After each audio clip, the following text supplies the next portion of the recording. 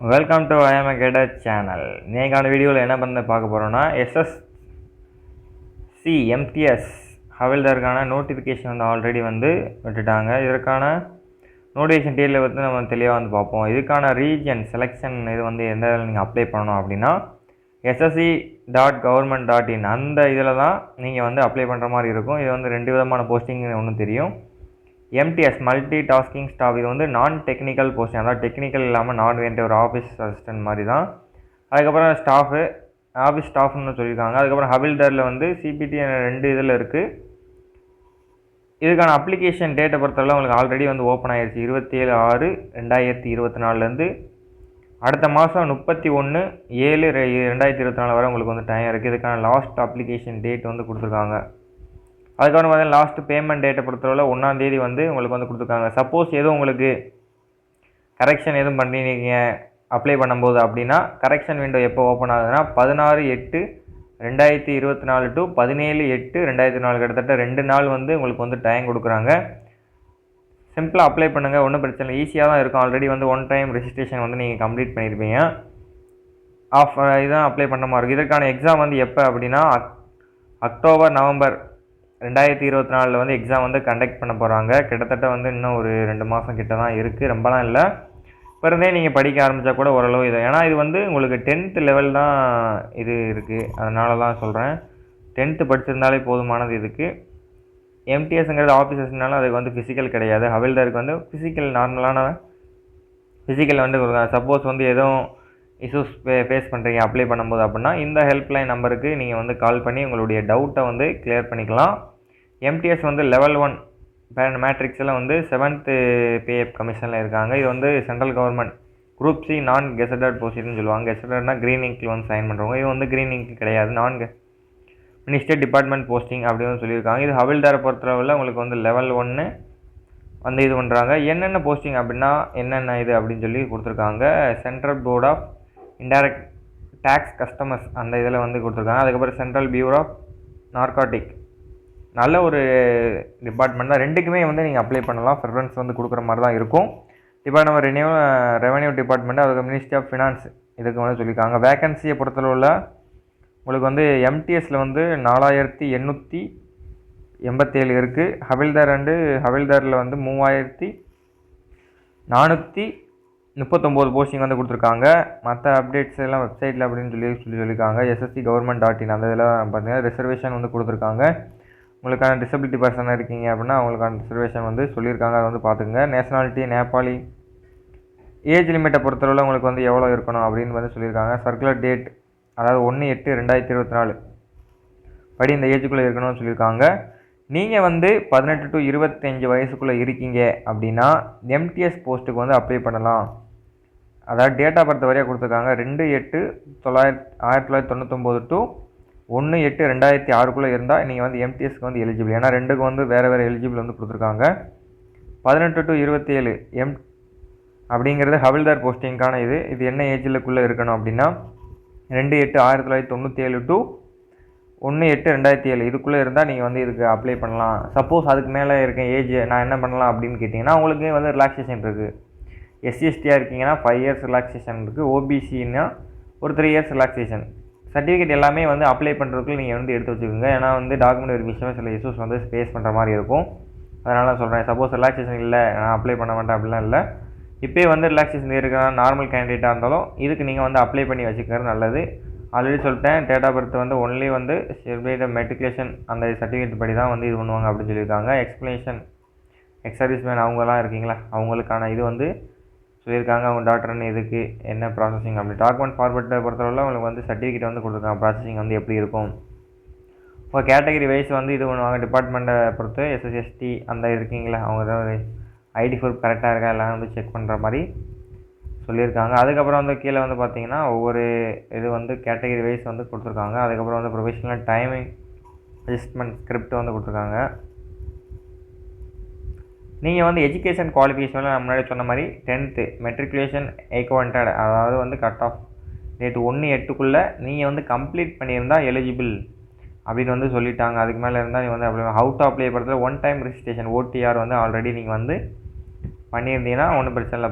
புதுசாக வந்து அப்ளை பண்ணிவிட்டு ஃபர்தராக வந்து நீங்கள் அப்ளை பண்ணுற மற்ற ப்ராசஸ் வந்து பேக்ரவுண்ட்லாம் என்ன கொடுங்க லைட் அண்ட் பிளெயின் பேக்ரவுண்டில் இருக்கணும் அப்படின்னு சொல்லியிருக்காங்க. ஒயிட் பேக்ரவுண்டில் இது பண்ணியிருக்கேன். Ensure the level of the pivot taking I level வந்து பிவோட் டேக்கிங் கரெக்டாக இருக்கணும் அப்படின்னு சொல்லியிருக்காங்க. பொசிஷன் வந்து கரெக்டாக இருக்கணும் அந்த மாதிரி சொல்லியிருக்காங்க. சிக்னேச்சர் அதெல்லாம் கரெக்டாக இருக்கும். கிளாஸஸ் வந்து இதெல்லாம் வந்து கரெக்டாக வந்து பார்த்துங்க. எத்தனை கேபிக்குள்ளே இருக்கணும் அதெல்லாம் வந்து லாஸ்ட் டேட் வந்து ஆல்ரெடி சொன்ன மாதிரி. அப்ளிகேஷன் ஃபீஸ் பொறுத்தவரை மிகவும் கம்மி தான். ஃபீஸ் வந்து எவ்வளோனா 100 பே பண்ணாலே நீங்கள் வந்து போதுமானது. நீங்கள் வெளியே எதுவும் அப்ளை பண்ணுறீங்கன்னா கொஞ்சம் எக்ஸ்ட்ரா வந்து பே பண்ணுற மாதிரி இருக்கும்.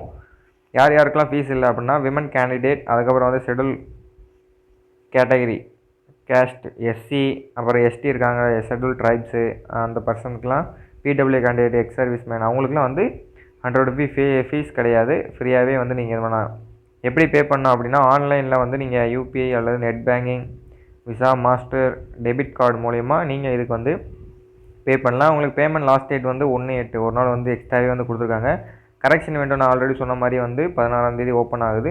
எதுவும் சம்டைம் கரெக்ஷன் பண்ணுறீங்க அப்படின்னா கரெக்ஷன் விண்டோக்கு நீங்கள் எவ்வளோ பே பண்ணணும் அப்படின்னா நார்மலாக யூனிஃபார்மாக இது பண்ண ஒரு தடவை கரெக்ஷன் பண்ணால் 200. மறுபடியும் அந்த இது வந்துட்டு மறுபடியும் கரெக்ஷன் ஆயிடுச்சு ரீகரெக்ஷன் பண்ணணும் அப்படின்னு நீங்கள் நினச்சிங்கன்னா உங்களுக்கு வந்து எவ்வளோ அப்படின்னா 500 வந்து நீங்கள் வந்து பே பண்ணுற மாதிரி இருக்கும் அப்படின்னு வந்து சொல்லியிருக்காங்க. அதனால் வந்து அப்ளை பண்ணும்போதே கரெக்டாக வந்து பண்ணிக்கோங்க. எந்த ஒரு மிஸ்டேக்கும் பண்ணாமல் கரெக்டாக நீங்கள் பண்ணிட்டீங்கன்னா இந்த மாதிரி இப்போ அமௌண்ட் பே பண்ணணும்னு அவசியம் இல்லை. ஏன்னா வந்து ஆல்ரெடி ஒரு சில கேட்டகரிக்கு கரெக்ஷன் அப்போ எந்த கேட்டகரியாக இருந்தாலும் நீங்கள் வந்து பே பண்ணுற மாதிரி தான் இருக்கும் அப்படி தான் நினைக்கிறேன். அதனால் கரெக்டாக நீங்கள் வந்து அப்ளை பண்ண பார்த்துக்கோங்க, ஒன்றும் பிரச்சனை கிடையாது. அதுக்கப்புறம் வந்து பார்த்தீங்கன்னா ரிலீஜியன் ஆஃபீஸ் தமிழ்நாடுக்கு வந்து டாக்குமெண்ட் வெரிஃபிகேஷன் வந்து உங்களுக்கு வந்து சென்னையில் தான் நடக்கும். என்ன ஏரியான்னு கொடுத்துருக்காங்க, சென்னை பொறுத்தவரை ஆரஞ்சு ரீசன் southern staff selection commission 2nd ஃப்ளோரில் வந்து கொடுத்துருக்காங்க. Sampath building, campus of college road, சென்னையில் வந்து இங்கே தான் உங்களுக்கான வெரிஃபிகேஷன் நடக்கும்.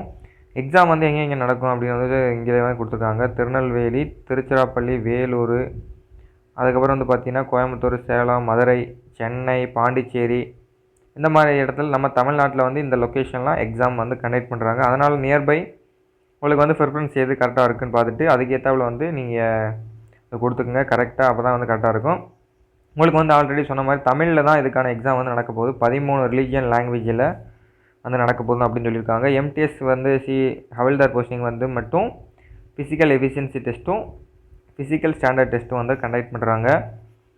அதுக்கப்புறம் வந்து பார்த்தீங்கன்னா என்னென்ன லாங்குவேஜ்னால் அசாமி, தமிழ், தெலுங்கு எல்லாத்துலையும் இருக்குது. நம்ம வந்து தமிழ், இங்கிலீஷை வந்து நீங்கள் வந்து சூஸ் பண்ணிக்க, மற்றது நமக்கு வந்து தேவைப்படாது. அதுக்கப்புறம் வந்து பார்த்தீங்கன்னா கம்ப்யூட்டர் பேஸ்டு எக்ஸாம் பொறுத்தவரை உங்களுக்கு என்ன இதில் நடக்கும் சிலபஸ் வாரியாக வந்து கொடுத்துருக்காங்க. என்னென்ன சிலபஸ் நியூமரிக்கல் ஆப்டிடியூடு, மேத்தமெட்டிக்கல் இதில் வந்து 20 கொஸ்டின் 30 மார்க். அப்போ ஒரு கொஸ்டினுக்கு வந்து 3 மார்க் வந்து அவங்க வந்து ப்ரொவைட் பண்ணுறாங்க. ஃபஸ்ட்டு செக்ஷனுக்கு வந்து நெகட்டிவ் மார்க்கிங் வந்து கிடையாது.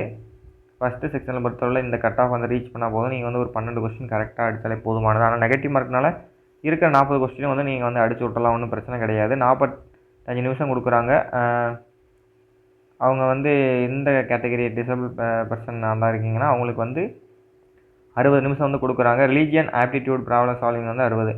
அதனால் இதுக்கு வந்து நெகட்டிவ் மார்க் கிடையாது. அதுக்கப்புறம் ஜென்ரல் அவேர்னஸ், இங்கிலீஷ், இது ரெண்டுலேயே தான் வந்து நம்ம லாக் ஆகும். தமிழ் மீடியம் ஸ்டூடெண்ட்டு வந்து இதில் தான் இங்கிலீஷ் லாங்குவேஜில் தான் வந்து இது வாங்குவேன். இதுக்கு வந்து 25 கொஸ்டின் கிட்டத்தட்ட 50. ஒரு கொஸ்டினுக்கு வந்து 3 மார்க்னால 75 மார்க் வந்து சொல்லியிருக்காங்க. இதில் வந்து 150 மார்க்குக்கு வந்து நீங்கள் ஒரு 130 எடுத்தால் தான் வந்து கிளியர் பண்ண முடியும். ஏன்னா இதில் வந்து இவ்வளோ தான் கட் ஆஃப் மாதிரி. இதில் இந்த அளவுக்கு பாஸ் எடுக்கணும், அதிகமாக எடுத்தால் மட்டும்தான் நீங்கள் வந்து பாஸ் பண்ண முடியாது. வந்து உங்களுக்கே தெரியும், செக்ஷன் 2 வரை தெளிவாக வந்து சொல்லியிருக்காங்க. Computer the exam automatically close. First 45 minutes, அது வந்து அடுத்த 45 மினிட்ஸ் வந்து ரெண்டாவது இது வந்து வரும். அதனால் கரெக்டாக வந்து நீங்கள் வந்து சூஸ் பண்ணிக்கங்க, அதான் வந்து உங்களுக்கு நல்லது.